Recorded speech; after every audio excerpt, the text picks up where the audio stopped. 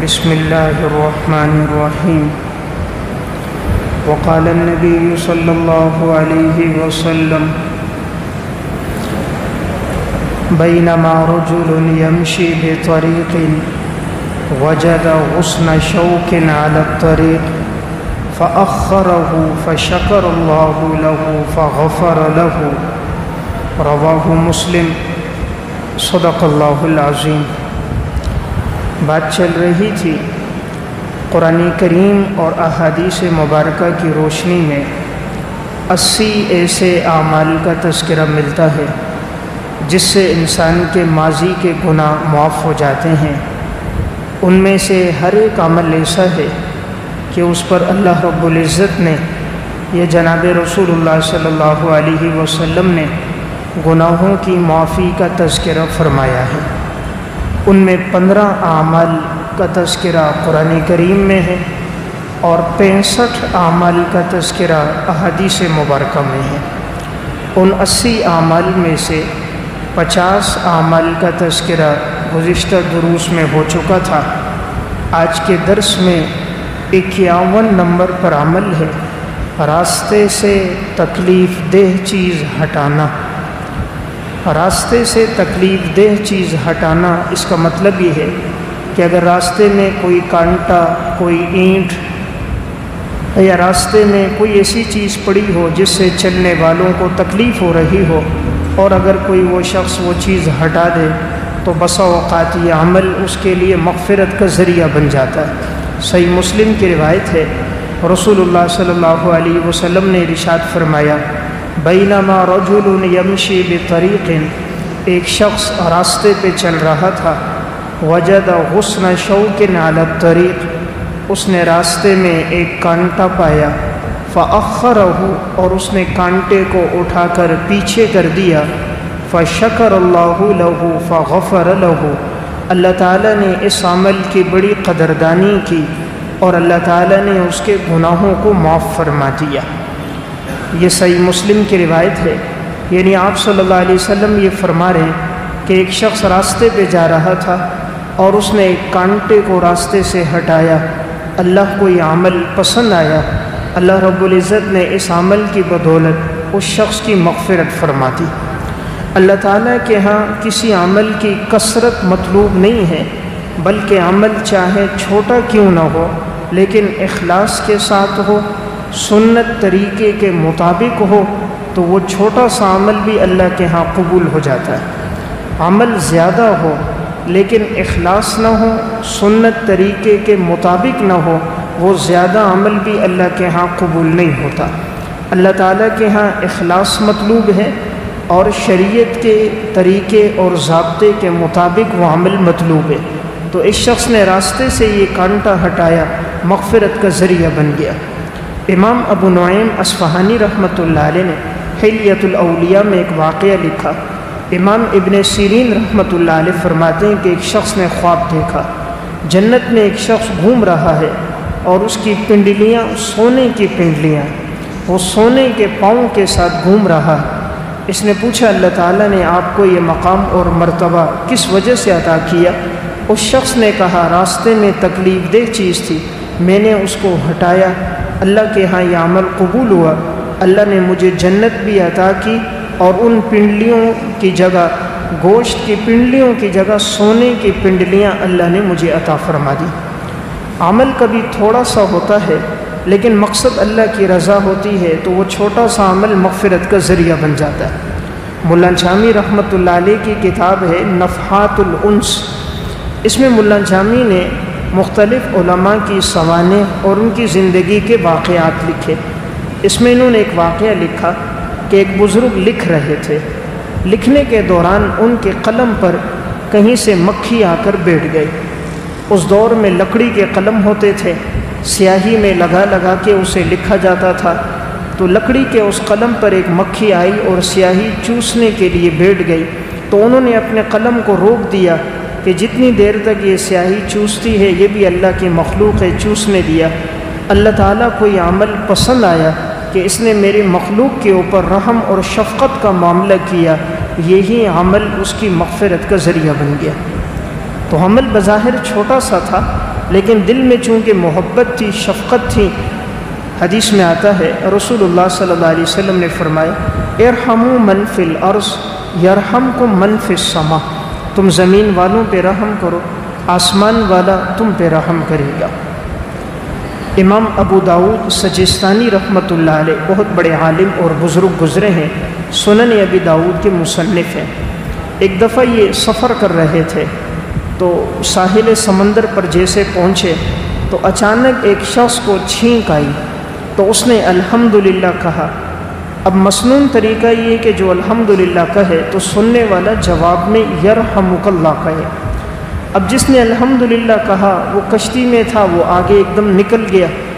انہوں نے الحمدللہ تو سن لیا، اب چونکہ جواب دینا چاہیے تھا، اب یہ جواب دیتے تو وہ آواز اس تک نہیں پہنچ سکتی تھی، وہ کشتی میں آگے نکل گیا۔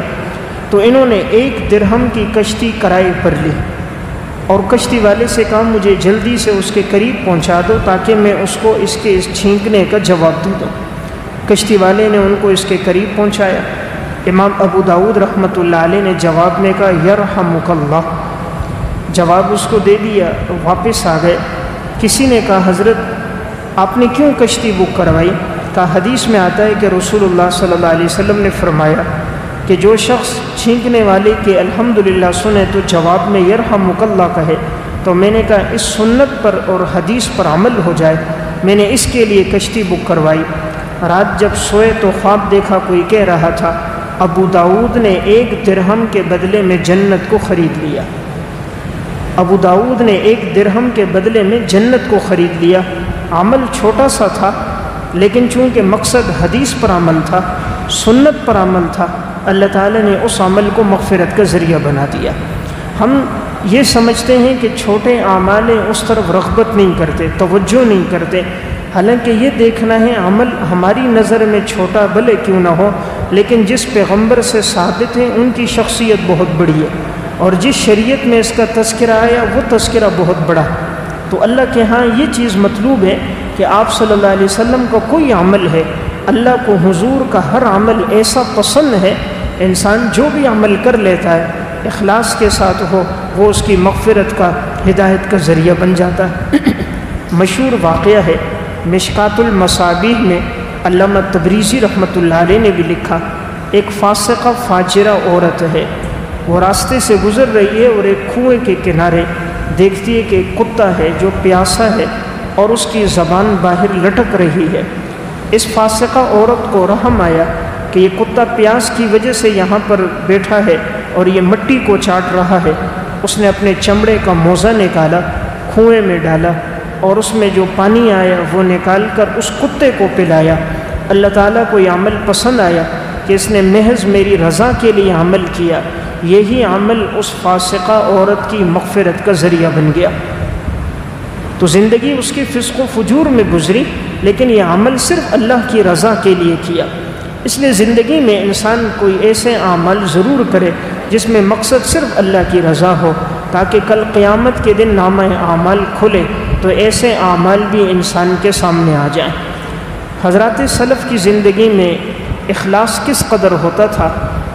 صاحب ہدایہ رحمۃ اللہ علیہ بہت بڑے عالم، انہوں نے ایک کتاب لکھی ہے ہدایہ کے نام سے، جو درس نظامی میں پڑھائی جاتی ہے۔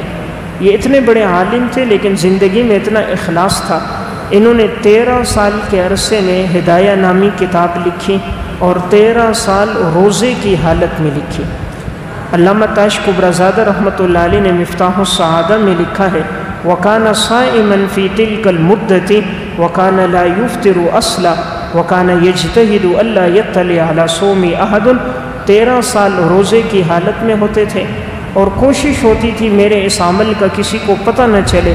خادم کھانا لاتا اس کو بھیج دیتے، اپنے کسی شاگرد کو کھانا کھلا لیتے۔ وفات کے بعد ان کے خادم خاص نے لوگوں کو بتایا کہ حضرت نے اس کتاب کو روزے کی حالت میں لکھا ہے، جس دن روزہ نہیں ہوتا تھا لکھتے نہیں تھے، تو 13 سال روزے کی حالت میں لکھا۔ اللہ تعالیٰ نے اس کتاب کو آج بڑی قبولیت عطا فرمائی۔ علامہ انور شاہ کشمیری رحمۃ اللہ علیہ فرماتے تھے 4 کتابوں کا مثل نہیں ہے۔ نمبر 1 قرآن کریم، نمبر 2 صحیح بخاری، نمبر 3 ہدایہ، نمبر 4 مولانا روم کی مثنوی، فرماتے تھے ان 4 کتابوں کا مثل نہیں ہے، اور یہ چاروں کتابیں بڑے اخلاص کے ساتھ، قرآن تو اللہ کا کلام ہے، اس کی تو بات ہی کچھ اور ہے، باقی تینوں کتابوں میں اخلاص بہت ہے۔ صحیح بخاری کی ہر حدیث سے پہلے بھی غسل کیا گیا، 2 رکعت نماز پڑھنے کے بعد ہر حدیث کو لکھا گیا، ہدایہ کو بھی اتنی محنت سے لکھا گیا۔ اور مولانا روم رحمۃ اللہ علیہ بھی جب شمس الدین تبریزی رحمۃ اللہ علیہ کی خدمت میں گئے، ان کی زندگی پلٹی، پھر ہدایت پر آئے، صوم و صلات میں زندگی گزری، ذکر اذکار میں گزری، اللہ تعالیٰ نے پھر ان کے سینے کو کھول دیا، وہ علوم اور معارف انہوں نے اشعار میں بیان کیے، علماء آج تک اس کی تشریح کر رہے ہیں، کما حقہ تشریح نہ ہو سکے۔ 20 جلدوں میں مثنوی کی شروحات لکھی گئی ہیں۔ حالانکہ مثنوی ایک کلام ہے، لیکن ہر لکھنے والا لکھنے کے بعد کہتا ہے اس کلام کے اندر جو اشارات، رموز، محبت الہی کے جذبات ہیں ان کی تشریح نہیں ہو پاتی۔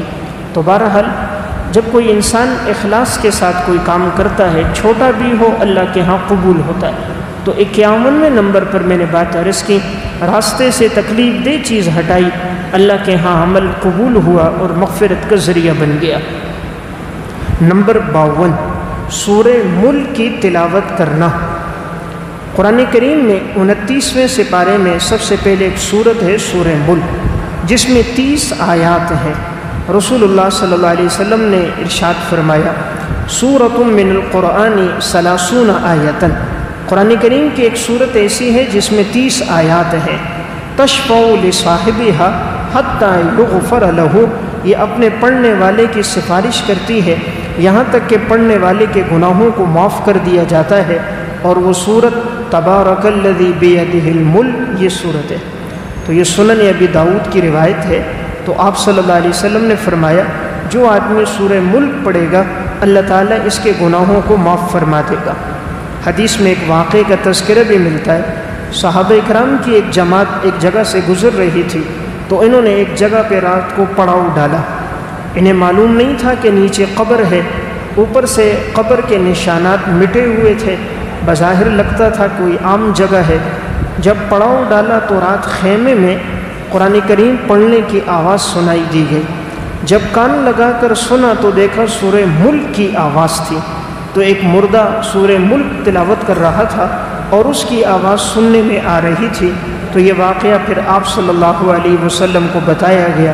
تو حدیث میں آتا ہے کہ جو آدمی سورہ ملک پڑھنے کا اہتمام کرتا ہے اللہ تعالیٰ اس کو آخرت کی منازل بھی آسان کرتا ہے، عذاب قبر سے بھی آدمی محفوظ رہتا ہے۔ اس لیے انسان کوشش کرے رات سونے سے پہلے سورہ ملک کا معمول بنا دے، اور مغرب کی نماز کے بعد سورہ واقعہ کا معمول بنائے، اس سے انسان کے رزق میں برکت ہوتی ہے۔ تاریخ مدینہ دمشق میں علامہ ابن عساکر رحمۃ اللہ علیہ نے واقعہ لکھا، حضرت عبداللہ ابن مسعود رضی اللہ تعالیٰ عنہ بیمار ہوئے، حضرت عثمان بن عفان رضی اللہ تعالیٰ عنہ ان کی عیادت کے لیے تشریف لائے۔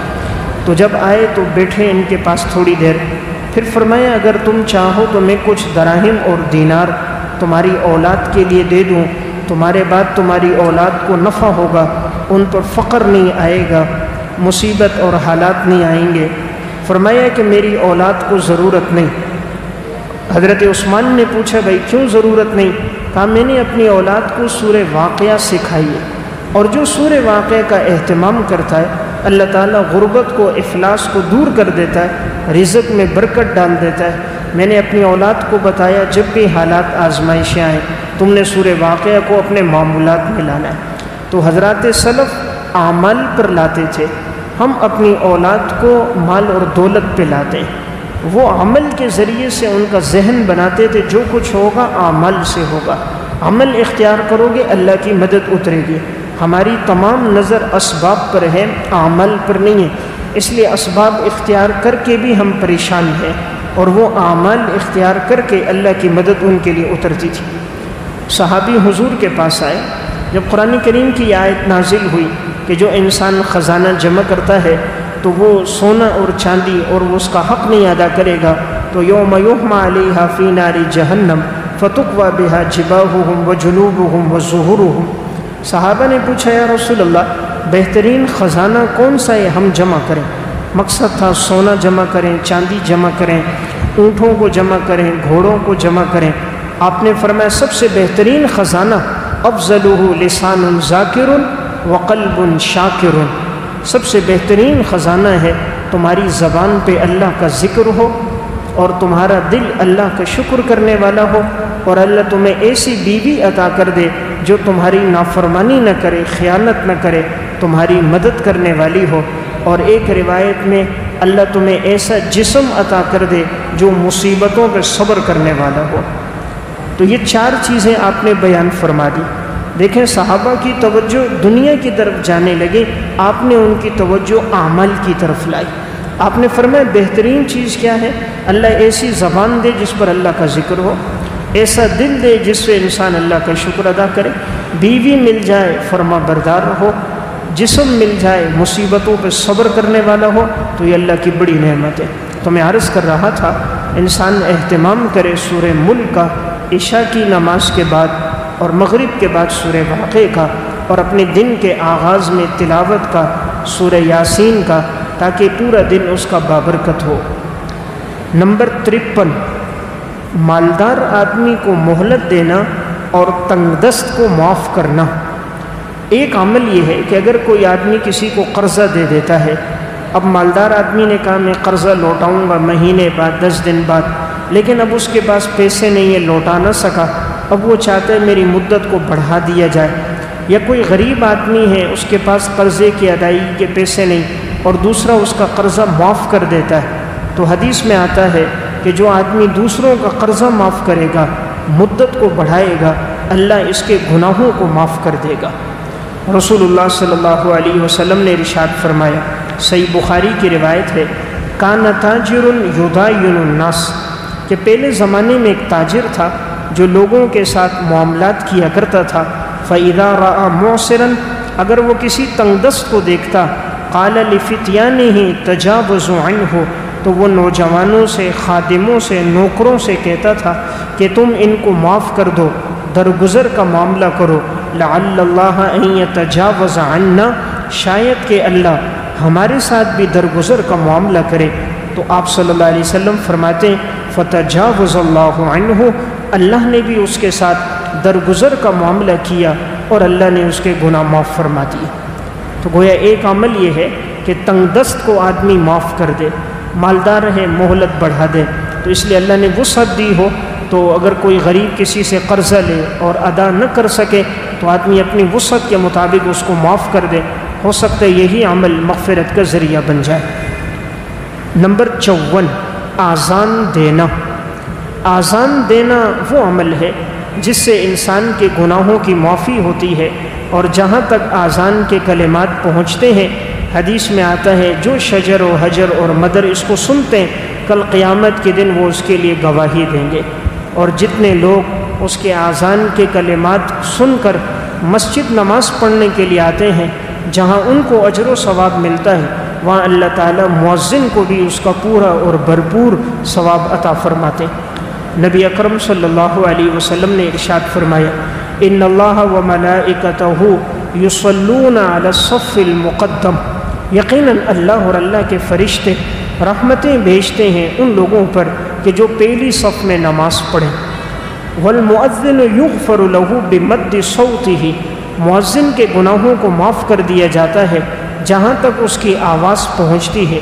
وَيُصَدِّقُهُ مَنْ سَمِعَهُ مِنْ رَطْبٍ وَيَابِسٍ، اور تصدیق کریں گے ہر وہ جس نے اس کی آواز کو سنا، جو بھی خشک ہو یا تر ہو، خشک ہو یا تر ہو، زندہ ہو یا مردہ ہو، انسان ہو یا حیوانات میں سے ہو، چاہے وہ مخلوق جاندار ہو چاہے بے جان ہو، جہاں بھی اس کی آواز پہنچی ہے کل قیامت کے دن سب اس کی تصدیق کریں گے، اس کے حق میں گواہی دیں گے. وَلَهُ مِثْلُ أَجْرِ مَنْ صَلَّى مَعَهُ، اور اس کے لیے اجر ہوگا ان تمام لوگوں کے برابر جو اس کی آذان کی آواز پر نماز کے لیے آئیں گے. تو سنن نسائی کی روایت ہے، تو اس میں آپ صلی اللہ علیہ وسلم نے بڑی فضیلت بیان فرمائی کہ جو آدمی آذان دیتا ہے اس کے گناہ بھی اللہ معاف کرتا ہے، جتنے لوگ نماز کے لیے آئیں اس کے لیے فضیلت بھی ہوتی ہے، اور یہ تمام چیزیں کل قیامت کے دن اس کے حق میں گواہی بھی دیں گے.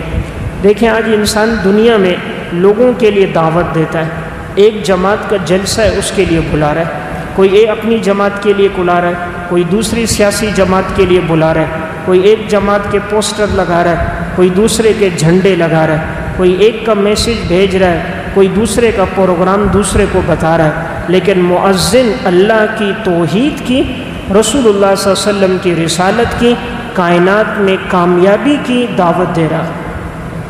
تو سب سے کامیاب تو مؤذن جو صداقت اور سچائی پر مبنی کلمات کی دعوت دیتا ہے۔ لوگ دنیا کی دعوت دنیا کے لیے دے رہے ہیں، وہ دعوت ہدایت اور آخرت کی دے رہے ہیں۔ ان کی دعوت جھوٹ پر مبنی ہو سکتی ہے، یہ دعوت 100% سچائی پر مبنی ہے۔ تو بہترین انسان ہے جس کو اللہ یہ توفیق عطا فرما دے۔ اس لیے مؤذن کو، مسجد کے خادم کو کبھی حقیر نہیں سمجھنا چاہیے۔ بعض لوگ مؤذن کو حقیر سمجھتے ہیں، مسجد کی خدمت کرنے والوں کو حقیر سمجھ رہے ہوتے ہیں، اذان دینے والوں کو، قرآن پڑھنے والوں کو حقیر سمجھتے ہیں، حالانکہ اذان کی اتنی فضیلت کہ آپ نے سنی کہ اللہ تعالیٰ گناہوں کو معاف کرتا ہے، اور نماز اور مسجد کی صفائی کی اتنی فضیلت ہے۔ اللہ رب العزت نے حضرت ابراہیم اور حضرت اسماعیل علیہم السلام ان دونوں پیغمبروں سے فرمایا وَعَاهِدْنَا إِلَىٰ إِبْرَاهِيمَ وَإِسْمَاعِيلَ أَن طَهِّرَا بَيْتِيَ لِلطَّائِفِينَ وَالْعَاكِفِينَ وَالرُّكَّعِ السُّجُودِ۔ ہم نے حضرت ابراہیم اور حضرت اسماعیل سے اس بات کا عہد لیا کہ تم دونوں میرے گھر کو پاک کرو، صاف ستھرا کرو، طواف کرنے والوں کے لیے، اعتکاف کرنے والوں کے لیے، مسجد میں ٹھہرنے والوں کے لیے، رکوع سجدہ نماز پڑھنے والوں کے لیے۔ دیکھیں اللہ مسجد کی صفائی کا حکم کس کو دے رہا ہے؟ ابراہیم خلیل اللہ، اسماعیل ذبیح اللہ۔ تو یہ اتنا پاکیزہ کام اور اتنا محترم کام ہے کہ اللہ تعالیٰ وقت کے پیغمبروں کو حکم دے رہا ہے۔ اس لیے جسے اللہ اس کی توفیق دے وہ اللہ کا شکر ادا کرے۔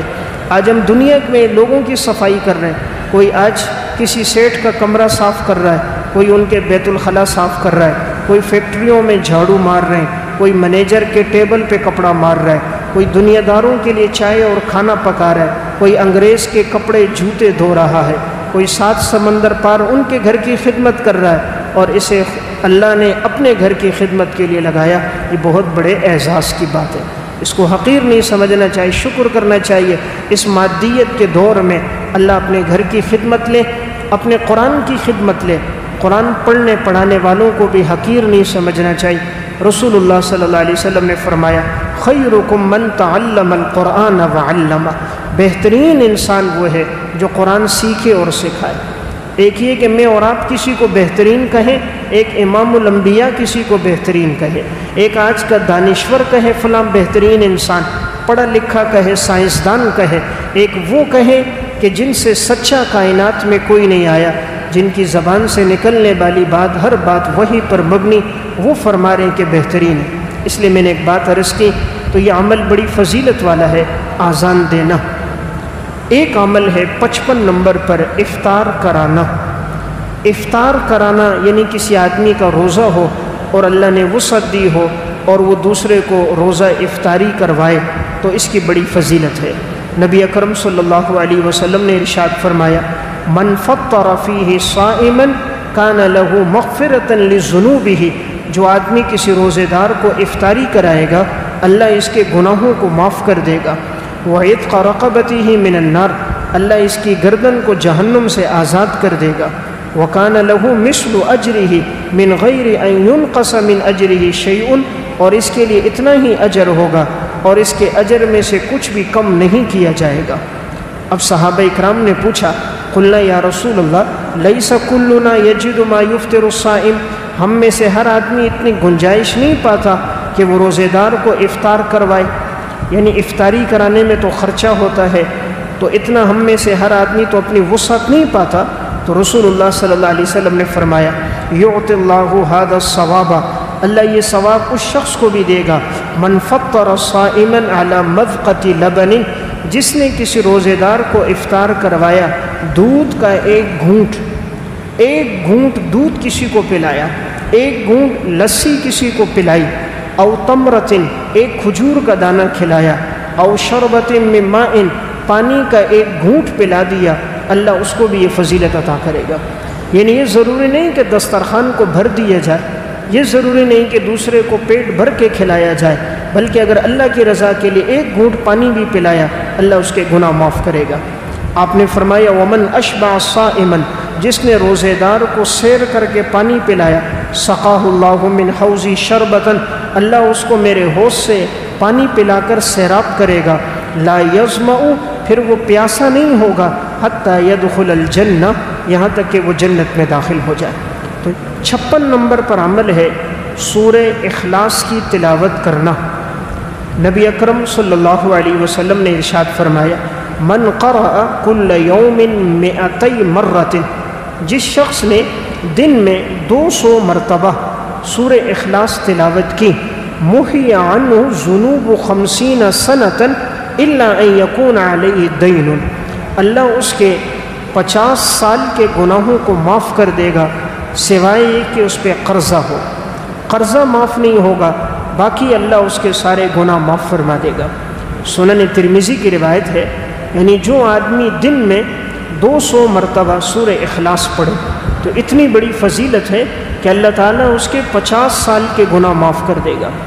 اتنے زیادہ گناہوں کی معافی 200 مرتبہ سورہ اخلاص، اس کے پڑھنے پر زیادہ سے زیادہ شاید آدھا گھنٹہ 40 منٹ کا وقت لگے گا، یہ بھی میں زیادہ بتا رہا ہوں، ورنہ سورہ اخلاص انسان 1 منٹ میں بآسانی 3 سے 4 دفعہ پڑھ سکتا ہے۔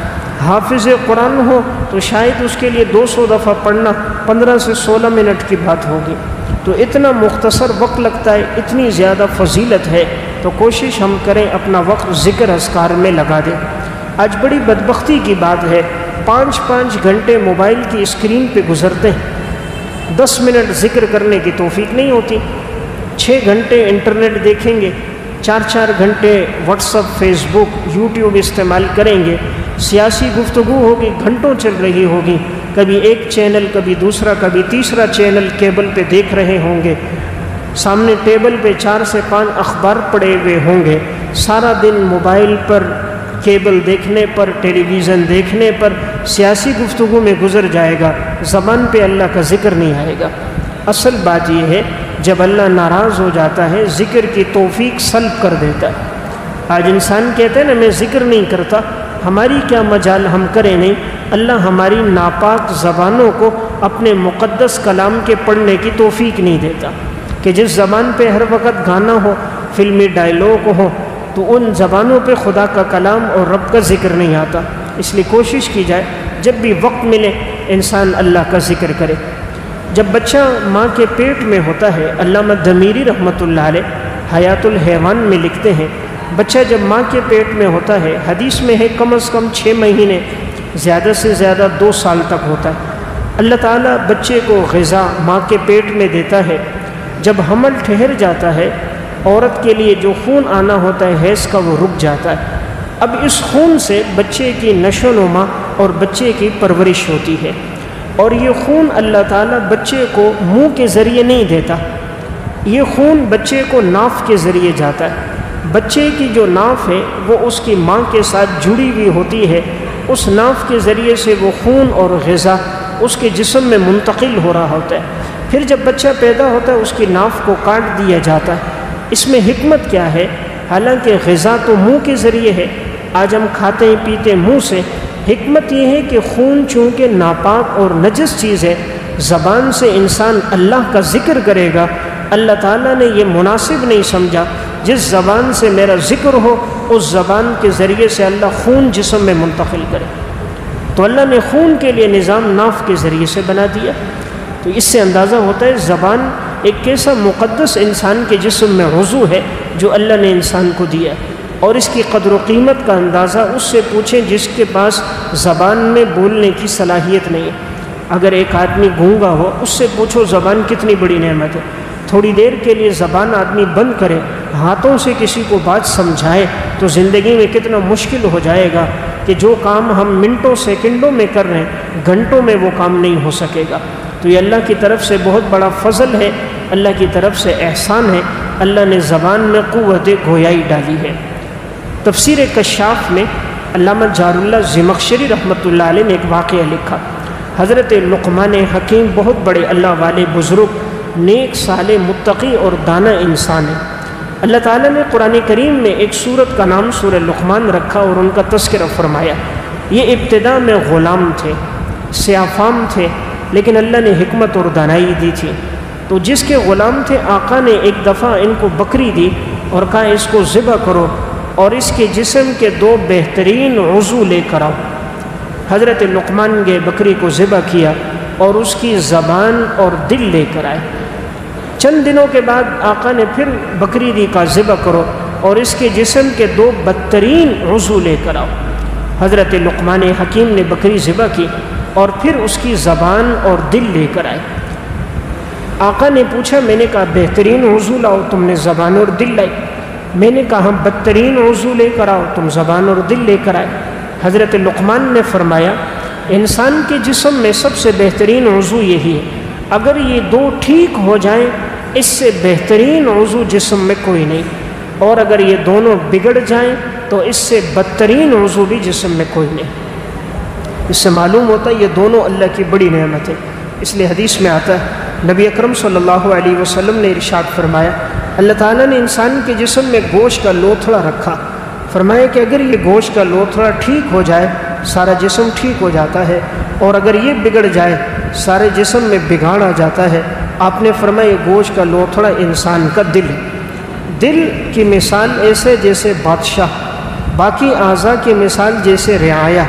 رعایا وہی کرتے ہیں جو بادشاہ حکم دیتا ہے، تو بادشاہ اگر ٹھیک ہو جائے رعایا ٹھیک ہوتی ہے، بادشاہ ٹھیک نہ ہو رعایا بھی ٹھیک نہیں ہوتی۔ چونکہ حکمران جب دیندار نہ ہو، ان کی زندگی میں تقوی اور اخلاص نہ ہو، ان کی نیتوں میں فتور موجود ہو، کرپشن کرنے والے ہوں، فحاشی اور یعنی میں زندگی گزارے، تو اس کا اثر پھر رعایا پہ بھی پڑتا ہے۔ امام رازی رحمۃ اللہ علیہ نے تفسیر کبیر میں سورہ فاتحہ کی تفسیر میں ایک واقعہ لکھا۔ ایک دفعہ ایک بادشاہ گزرتے ہوئے جاتے ہوئے شکار میں بہت آگے چلا گیا، شکار کرتے کرتے رات کا وقت ہو گیا۔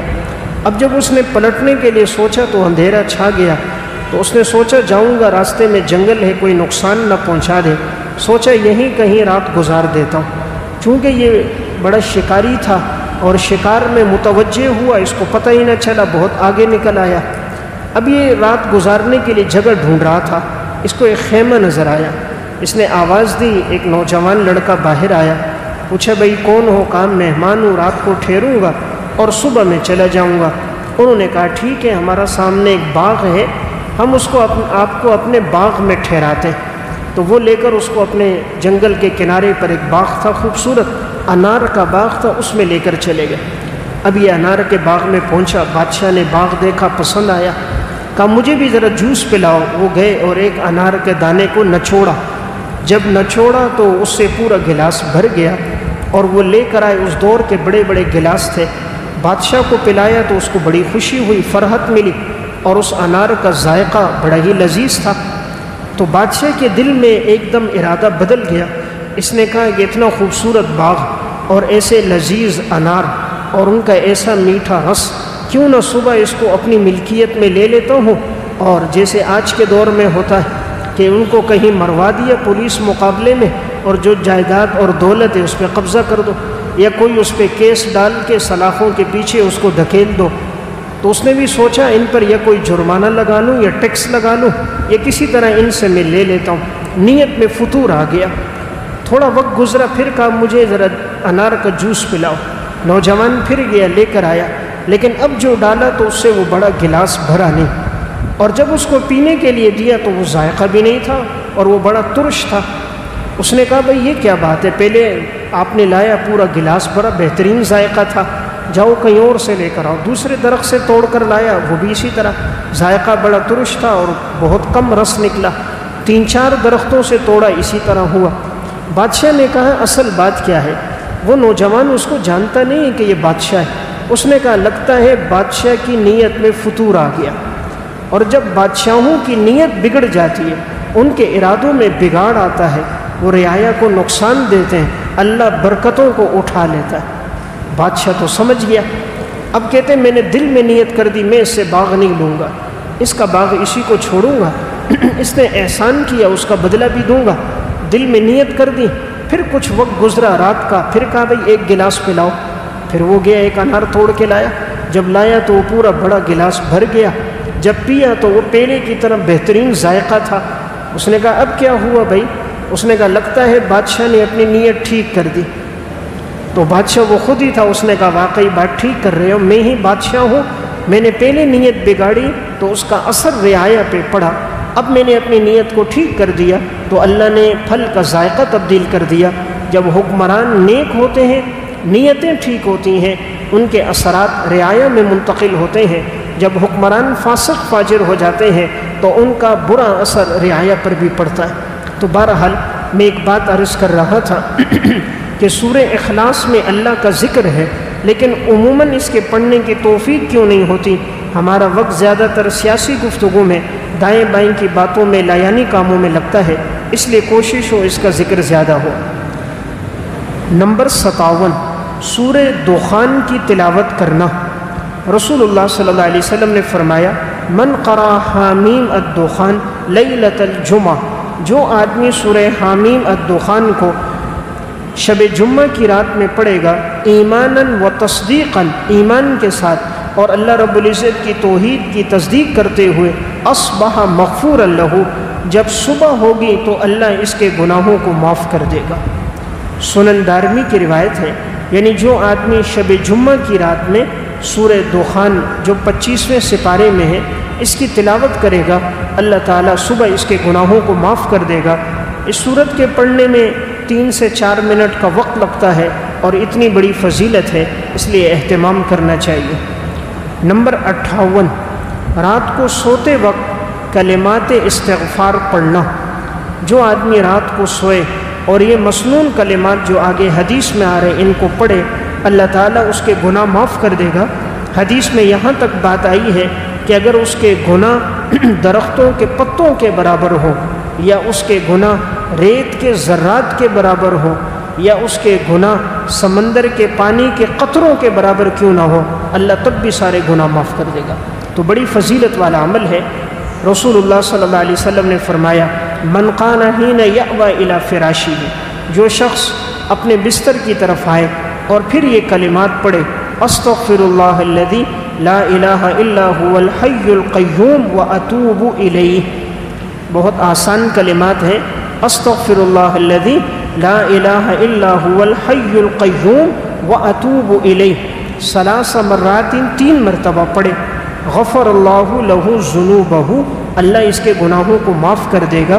وَإِن كَانَتْ مِثْلَ زَبَدِ الْبَحْرِ، اگرچہ سمندر کی جھاگ کے برابر ہو، وَإِن كَانَتْ عَدَدَ وَرَقِ الشَّجَرِ، اگرچہ درختوں کے پتوں کی تعداد کے برابر ہو، وَإِن كَانَتْ عَدَدَ رَمْلِ عَالِجٍ، اگرچہ ریت کے ذرات کے برابر ہو، وَإِن كَانَتْ عَدَدَ أَيَّامِ الدُّنْيَا، اگرچہ دنیا کے ایام کی تعداد کے برابر ہو۔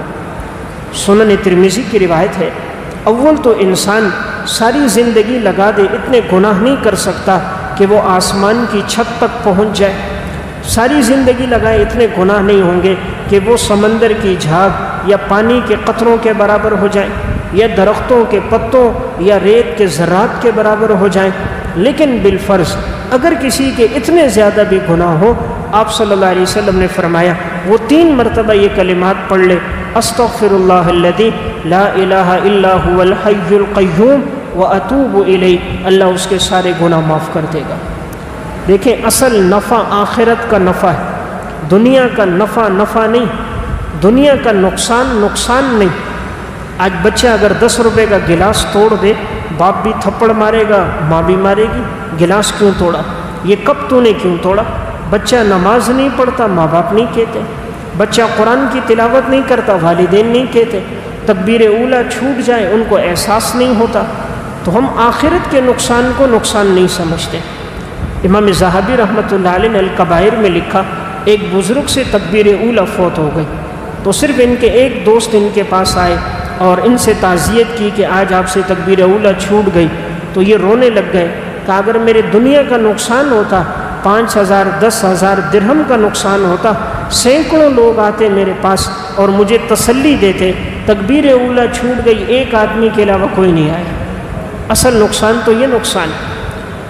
میں موٹر سائیکل پہ مدرسے جا رہا تھا، 4 سال پہلے کی بات ہے، اگلی لائٹ لگی ہوئی تھی، یہاں سے مدرسے 7-8 منٹ کا راستہ ہے۔ گزرتے ہوئے ایک مجھے اشارہ کر رہا ہے، بھئی لائٹ جلی ہے، اس کو بند کرو۔ تھوڑا سا آگے گیا، پھر ایک نے اشارہ کیا، روڈ پہ پہنچا سامنے، پھر ایک نے اشارہ کیا، کنارے سے گزر رہا تھا، پھر اشارہ کیا، یعنی میران ٹاؤن تک تقریباً 6 آدمیوں نے کم از کم راستے میں ہاتھ سے اشارہ کیا ہے کہ مولانا صاحب لائٹ لگی، حالانکہ اس سے کوئی نقصان نہیں، شاید ہوگا 5-10 روپے کا ہوگا، پیٹرول زیادہ کھائے گا، تو اس 10 روپے کے نقصان کو ہر آدمی بتا رہا ہے۔ اور آج مسجد میں پورا بازار ساتھ لگے، اتنے لوگ نماز پڑھنے نہیں آ رہے، کسی کو فکر نہیں۔ صبح کے ٹائم کسی کا بلف لگا ہوا ہو، ہر آدمی کہتے دیکھو روشنی میں بلف لگے، نقصان ہو رہا ہے، اس کو بند کرنا چاہیے۔ تو دنیا کا نقصان ہے نا، ہمیں نظر آ رہا ہے، دین کا نقصان ہمیں نظر نہیں آتا۔ وجہ کیا ہے؟ ہمارا یقین مادیت پر آ گیا، اعمال پر نہیں آیا۔ ہمارا یقین مادے پر ہے، دولت پر ہے، اعمال پر، آخرت پر نہیں۔ اس وجہ سے ہم اس کو نقصان سمجھتے ہیں، اس کو نقصان نہیں سمجھتے۔ حضرات سلف جو ہے وہ اس نقصان کو نقصان سمجھتے تھے۔ تو بہرحال مختصر عمل ہے، بڑی فضیلت ہے، اس لیے رات سوتے وقت اس کا اہتمام کریں۔ نمبر 59، صف میں خالی جگہ پر کریں۔ صف میں اگر جگہ خالی ہے تو بجائے یہ کہ انسان پیچھے صف بنائے، اگر دائیں بائیں جگہ خالی ہے پہلے اس صف کو پر کرنا چاہیے۔ اس کی فضیلت اتنی ہے کہ نبی اکرم صلی اللہ علیہ وسلم نے فرمایا، من صد فرجۃ فی الصف غفر لہ، جو آدمی صف کے اندر کشادگی کو پر کر دے گا اللہ اس کے گناہوں کو معاف کر دے گا۔ یہ مسند بزار کی روایت ہے۔ تو بڑا مختصر عمل ہے، فضیلت بہت زیادہ، کہ صف میں جگہ ہو تو آگے صف نہ بنائی جائے، اس صف کو آدمی پہلے پر کر دے، فرمایا اللہ تعالیٰ اس کے گناہ معاف کرے گا۔ نمبر 60، فجر کی نماز کے بعد 100 مرتبہ سبحان اللہ پڑھنا اور 100 مرتبہ لا الہ الا اللہ پڑھنا۔ 100 مرتبہ سبحان اللہ، 100 مرتبہ لا الہ الا اللہ۔ اس کی فضیلت کتنی ہے؟ نبی اکرم صلی اللہ علیہ وسلم نے ارشاد فرمایا، من صبح فی دبر صلاۃ الغداۃ 100 تسبیحۃ، جو آدمی فجر کی نماز کے بعد 100 مرتبہ سبحان اللہ پڑھے گا، وحلل 100 تحلیلۃ، 100 مرتبہ لا الہ الا اللہ پڑھے گا، غفرت لہ ذنوبہ، اللہ اس کے گناہوں کو معاف کر دے گا، ولو کانت مثل زبد البحر، اگرچہ سمندر کی جھاگ کے برابر کیوں نہ ہو۔ سنن نسائی کی روایت ہے، بڑا مختصر عمل ہے، 100 مرتبہ سبحان اللہ، 100 مرتبہ لا الہ الا اللہ، اور فضیلت اتنی زیادہ کہ سابقہ سارے گناہ معاف ہو جاتے ہیں۔ نمبر 61، صلاۃ التوبہ کی نماز پڑھنا۔ ہر انسان سے دنیا میں گناہ سرزد ہوتے ہیں، انبیاء علیہ الصلاۃ والسلام کے علاوہ دنیا میں کوئی معصوم نہیں، ہر آدمی سے صغیرہ کبیرہ گناہ ہوتے ہیں۔ اب جب گناہ سرزد ہو جائے اور انسان 2 رکعت صلاۃ التوبہ پڑھے، مسنون طریقے کے مطابق وضو کرے، خشوع خضوع کے ساتھ نماز پڑھے، حدیث میں اللہ اس کے گزشتہ گناہ معاف کر دے گا۔ رسول اللہ صلی اللہ علیہ وسلم نے ارشاد فرمایا، ما من رجل یذنب ذنبا، نہیں کوئی شخص کہ جس سے گناہ ہو جائے، فیتوضأ فیحسن الوضوء، وضو کرے، اچھے طریقے کے مطابق وضو کرے، ثم یصلی رکعتین، پھر 2 رکعت نماز پڑھے، ویستغفر اللہ الا غفر اللہ لہ، اللہ سے گناہوں پہ مغفرت طلب کرے تو اللہ تعالیٰ اس کے گناہوں کو معاف کر دے گا۔ مسند احمد کی روایت ہے، تو رسول اللہ صلی اللہ علیہ وسلم نے فرمایا کہ جو آدمی صلاۃ التوبہ کی نماز پڑھے گا اللہ تعالیٰ اس کے گناہ معاف کرے گا۔ تو عمل مختصر ہے اور فضیلت بہت زیادہ ہے۔ نمبر 62، اذان سن کر مسنون دعا پڑھنا۔ مسنون دعا جو آگے حدیث میں آ رہی ہے، جو آدمی اذان کے کلمات سنے، جواب دے اور اذان کے بعد یہ دعا پڑھے جس کا ذکر آنے والی حدیث میں ہے، تو رسول اللہ صلی اللہ علیہ وسلم نے فرمایا اللہ اس کے گناہ معاف فرما دے گا۔ من قال حین یسمع المؤذن اشہد ان لا الہ الا اللہ وحدہ لا شریک لہ وان محمدا عبدہ ورسولہ، جو مؤذن کے کلمات سنے اور اس کے بعد یہ کلمات پڑھے، یعنی دوسرا کلمہ اشہد ان لا الہ الا اللہ واشہد ان محمدا عبدہ ورسولہ، اور اس کے ساتھ یہ جملہ بھی پڑھے رضیت باللہ ربا وبمحمد رسولا وبالاسلام دینا. یہ 3 کلمات کہ ہم اللہ کے رب ہونے پہ راضی ہیں، محمد صلی اللہ علیہ وسلم کے پیغمبر ہونے پہ راضی ہیں، اور اسلام کے دین ہونے پہ راضی ہیں. غفر لہ ذنبہ، اللہ اس کے گناہوں کو معاف کر دے گا. یہ صحیح مسلم کی روایت ہے کہ رسول اللہ صلی اللہ علیہ وسلم فرما رہے ہیں جو آذان کے بعد یہ کلمات پڑھے اس کے سابقہ گناہ معاف ہو جائیں گے. اس لیے اس کا بھی اہتمام کریں کہ یہ کلمات بھی پڑھیں، ساتھ یہ جملہ بھی ملا لیں رضیت باللہ ربا وبمحمد رسولا وبالاسلام دینا. نمبر 63، اشراق کی نماز پڑھنا. اشراق کہا جاتا ہے جب سورج طلوع ہو جائے. مسنون طریقہ یہ ہے کہ انسان فجر کی نماز پڑھنے کے بعد اپنی جگہ بیٹھا رہے، ذکر اذکار کرے، تلاوت کرے، اور جب سورج طلوع ہو جائے تو اس وقت اٹھ کر 2 رکعت نماز پڑھے. 10 منٹ کا وقت ہوتا ہے، اس میں تو نماز نہیں ادا کی جاتی. عموماً مسجدوں میں سرخ لائٹ جل رہی ہوتی ہے. 3 اوقات میں نماز نہیں ہوتی. صبح کا وہ جو وقت جب سورج کے طلوع کا ہے، اور دوسرا زوال کا وقت ہے، اور تیسرا غروب آفتاب کا وقت ہے. ان 3 اوقات میں سجدہ کرنے کی اجازت نہیں ہے، اور اس کی وجہ حدیث میں موجود ہے کہ اس میں مشرکین مجوس جو سورج کی پرستش کرنے والے ہیں وہ سورج کی عبادت کرتے ہیں.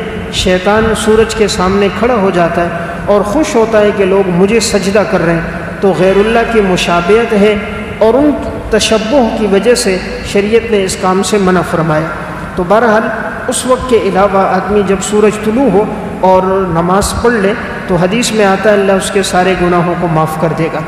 نبی اکرم صلی اللہ علیہ وسلم نے ارشاد فرمایا من قام اذا استقلت الشمس، جو نماز کے لیے کھڑا ہوا جب سورج کی گرانی ہوئی، سورج کی کرنیں آ گئی، روشنی پھیل گئی، دھوپ بھاری ہو کر پھیلنے لگی، فتوضأ فاحسن الوضوء، وضو کیا اچھے طریقے سے وضو، ثم قام فصلى رکعتین غفر له خطاياه، 2 رکعت نماز پڑھی، اللہ اس کے گناہ معاف کر دے گا.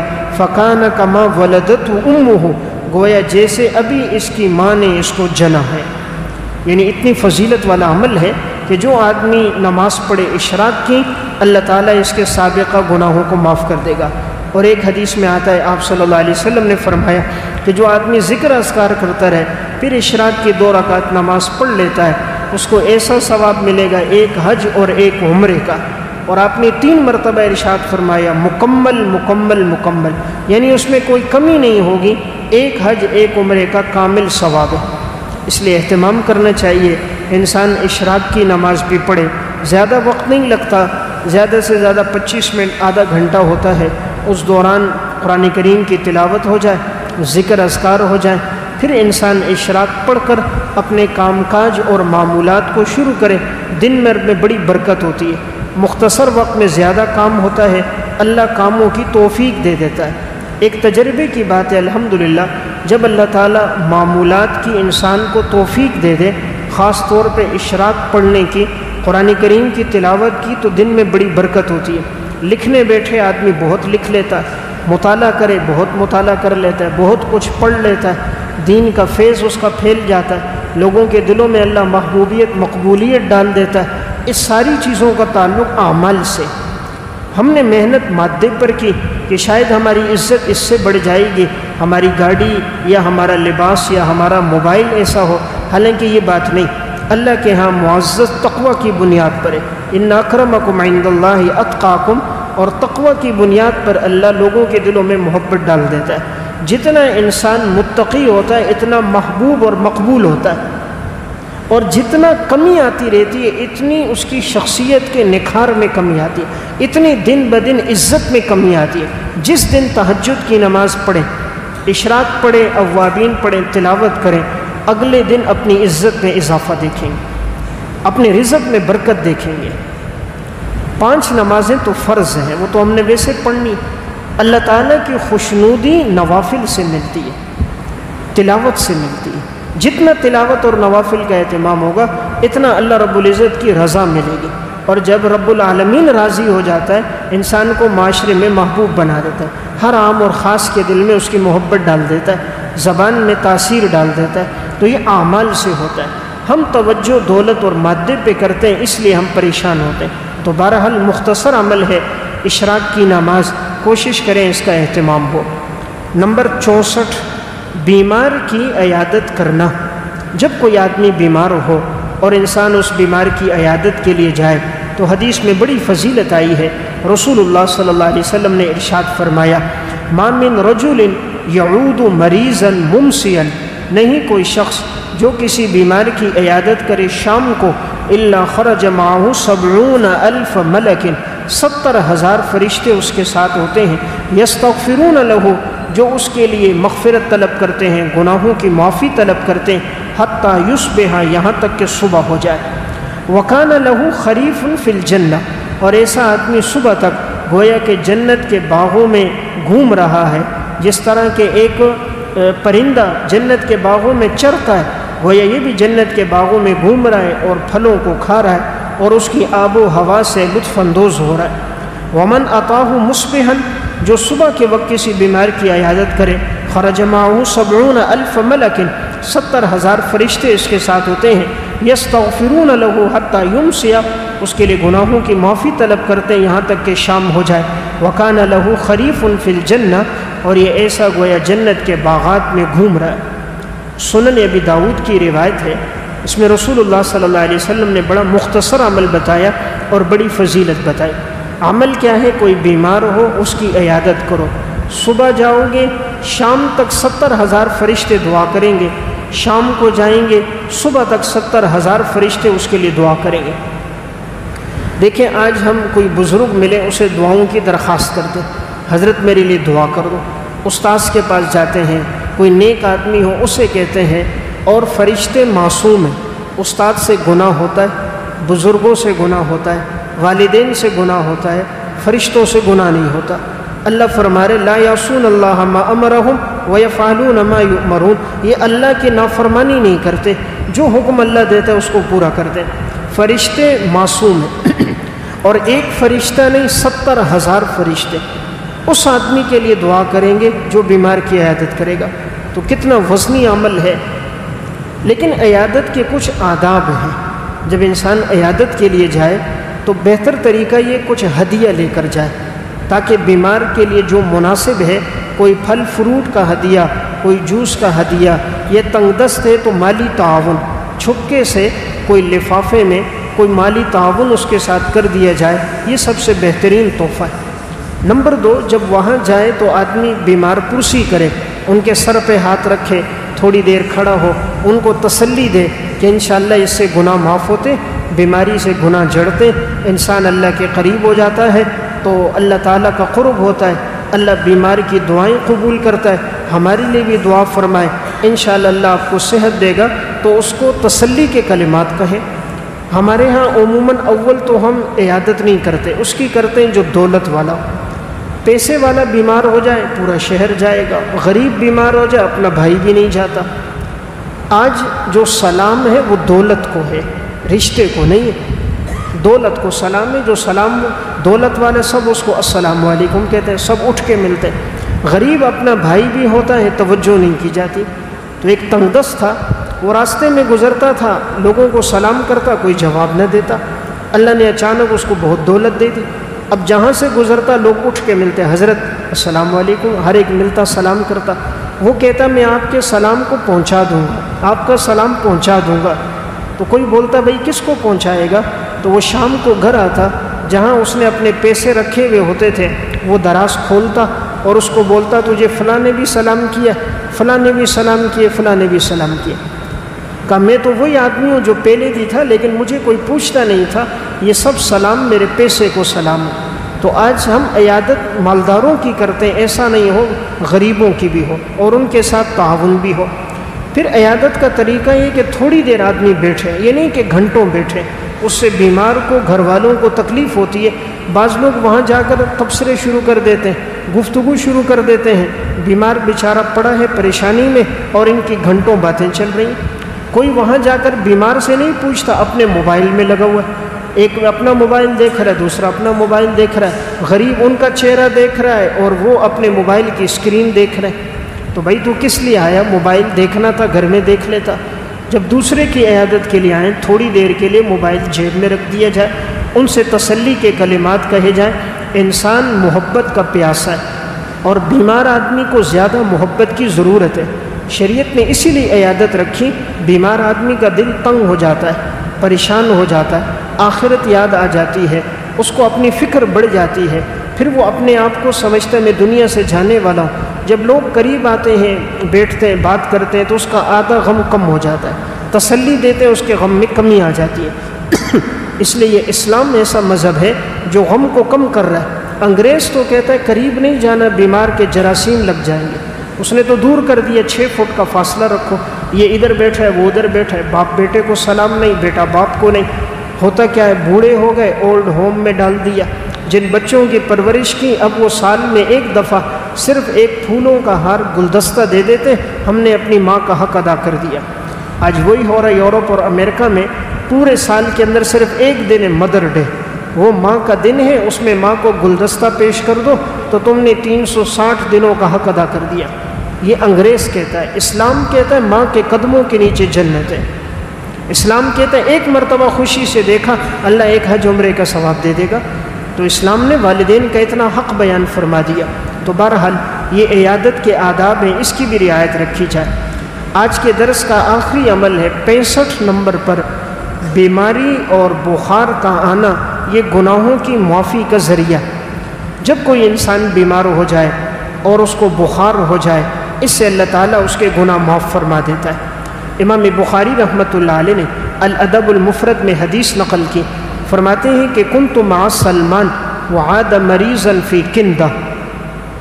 سعید بن وہب کہتے ہیں میں حضرت سلمان فارسی کے ساتھ ایک مریض کی عیادت کرنے کے لیے کندہ شہر میں ہم گئے۔ فلما دخل علیہ قال ابشر، جب وہاں پہنچے ان کو خوشخبری دی۔ فإن مرض المؤمن يجعله الله له كفارة، بیمار جو آدمی ہوتا ہے اللہ تعالیٰ اس بیماری کو اس کے گناہوں کے لیے کفارہ بنا دیتا ہے۔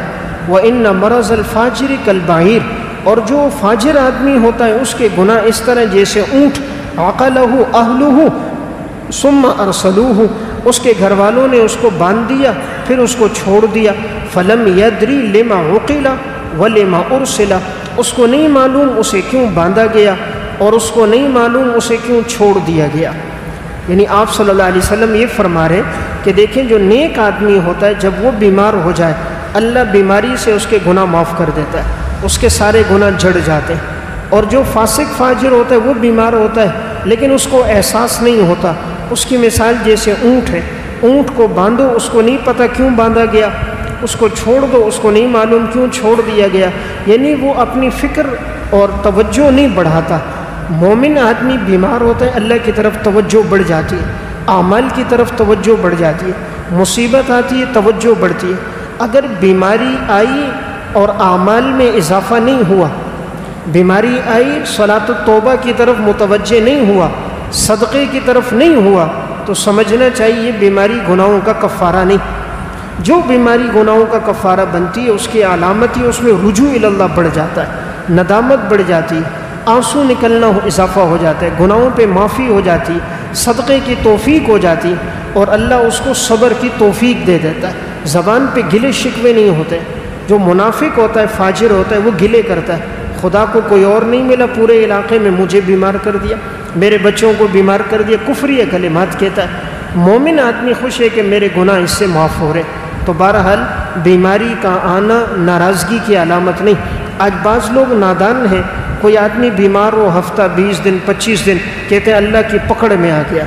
ایسی بات نہیں ہے کہ اگر کوئی بیمار ہے یہ اس کے گناہوں کی معافی کا ذریعہ۔ اللہ جب کسی سے خیر خواہی کا ارادہ کرتا ہے تو اس کے گناہوں کی سزا اس کو دنیا میں بیماریوں پریشانیوں تکلیفوں میں دے دیتا ہے تاکہ جب وہ آخرت میں آئے اس کے جسم پہ کوئی گناہ باقی نہ ہو۔